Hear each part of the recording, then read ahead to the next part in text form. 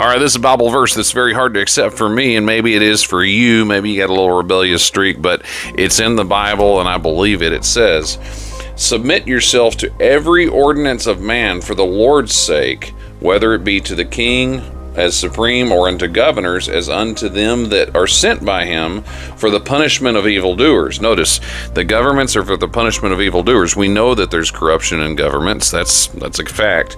But there was corruption back then when this was written. Paul wrote about this, and he had his head cut off by Nero a few months later.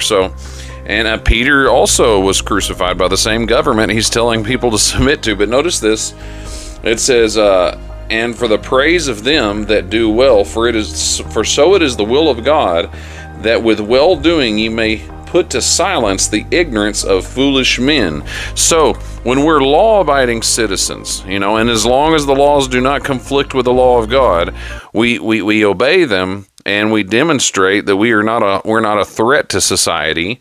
And then when you get persecuted, everybody sees you're innocent. That's what happened to Jesus. Jesus was innocent, but the government killed him.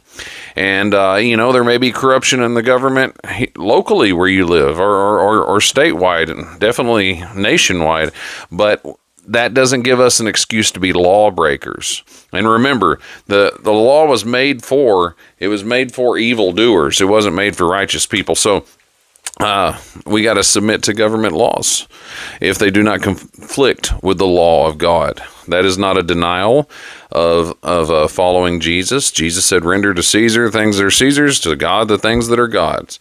Even though Caesar, was the one that really ended up killing him, because Pilate was about to let him go. But when they said, "If you let this man go, you're not Caesar's friend," and then Pilate's like, "Oh, guess I'm going to have to crucify him."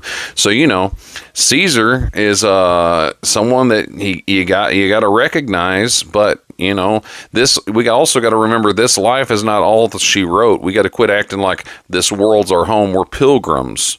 Jesus is going to recreate the world. There is going to be a resurrection and a second coming. Jesus is not a liar. He's not a crazy man. He said he's coming back. I believe him.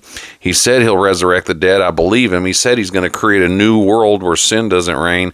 I believe him. So right now, duck your head, pay your taxes, and try to be a good citizen.